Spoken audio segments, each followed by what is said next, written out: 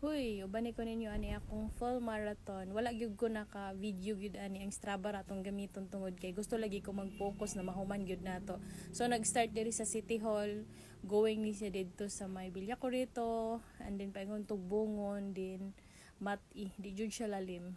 Mao na pang mosulod mo full marathon, dapat na gyud mo taas-taas na training. 3 months gyud ang sakto.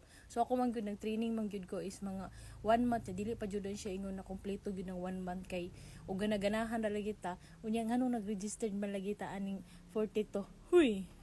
Naabot na dai mi diri sa San Roque dinhi padaan daghan-daghan pa minyo. Grabe kang ngit-ngit kay gibuhian mi is ang ingon is alas 2 pero 2:30 jud siya nabuhian tungod kay nagkuan pa nagpray then bayang magiliw pa pagkahuman diretso ta ani sa Mati, grabe yun siya kalayo. So nagtuo ba ta aglalim bagyo day ni.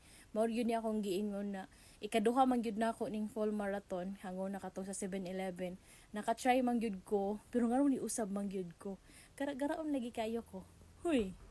Pag abot na ko diri sa may Mati, diri dapat liko sa ilang barangay hall. Napa ko'y kapising din hido kalaki ni sabay jud ko sa ila kay para nindot akong kuan ba. So ang pising naman dire 7.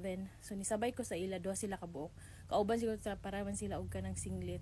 And then paabot sa unahan ni action man siya taligsik. So nihunong ko kay agisiptin akong cellphone gisulod lagi nako sa cellophane nagdala man gyud ko in case og muulan.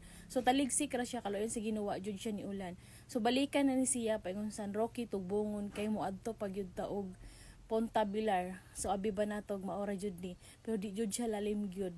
Mao nang di lang jud ta magpatuga-tuga. Pero nakaingon bitaw ko gigusto man ako ni kailangan tapuson jud nato kay naa naman gyud tani diri lisod na magmuatras ta. Huy. Wala lagi ko naka video kay isa ngit-ngit sab and then para dili pud bitaw makuha nang akong pagdagan. So nalapas na ta diri sa Balibayon, paingon na ta Rizal. So dinhi medyo hayag-hayag na gyud. Nya pagawas na ko diri sa may Rizal, hasta nang daghan na didto gamay pa. Kay lagyo kay mi og mga kuan distansya. Kay didto dapit sa naguna sa ako, grabe kalayo and then nagsunod sa ako di pud nako makita. So kay naguna naman tong kapising na ako, mura na lagyo ako na dyan nag-run sa 42. Huy, paabot diri sa may Rizal sa Biborhan, daghan ako yung nakasabayan kay ang 21K gibuhian na pud sila. So daghan ako yung nakasabayan mo ingon sila na uy naulahi man lagi ni ang 42. To sila ako pinakaulay pero daghan pa jud nagsunod nako. Sa nakita niyo akong pacing din ha, mo 9, mo 8, mo 10, mo 12, taas jud siya mo 7 na pod kay din ha manggod mo action jud ko og kanang walk na mura mo pacing pog it kay taas baya ta og mga karasway so taas kay tagbakang. So mo na ni akong giingon diri tas Punta Bilar diri na gyud ang yayay. Kay di ba kung nakaadto mo Punta Bilar, so paabot ninyo diri sa may I Love Luok lugsong pa mo. So mo na palugsong na grabe biya nakasakahon diha lugsongon. Pag sakahon kaayo hastang sakita, pag palugsong sakit gyapon kay pugong sa imong mga tiil. Paabot didto balikan na ni para paingon na punta sa City Hall para mahuman na gyud ta ni ato mga bisyo. Huy. Nagapas gyud ko sa oras diri na mahuman dayon ta kay grabe ba aron nang init ka sakit. Sakit pa sa iyang gibuhat. Huy, unya palipata na ni siya. Ako mga nasugatan mga lagyo-lagyo yun pila na lang mikabuk murag mga napulo na lang gyud minabilin. Kaya ang uban lagi gitudahan na gyud nilag bulhot ang ilang mga hangin, ang ilang mga tiil og panglupad. Murag mga wakwak. Huy, kay para gyud mahuman naka-hashtag yung inita.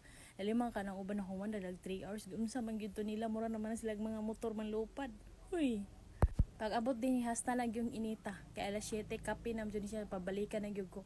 Nagtan-aw gyud ko nag short pa naman ang bayot. Unya, grabing sunburn ang legs na ko. May gani ang suot na ko. Wala na ko gisuot tong ilang kanang event shirt. Nagsuot jud ko ato kong jacket na pang jogging. Pero hastang inita man gyud na sige hubo na ako. Nya karon kay init naman po ang panahon. So ako na po siyang gibalik kay mo samot jud ko ka sunburn. Mo ni giingon hastang lisora magpaputi.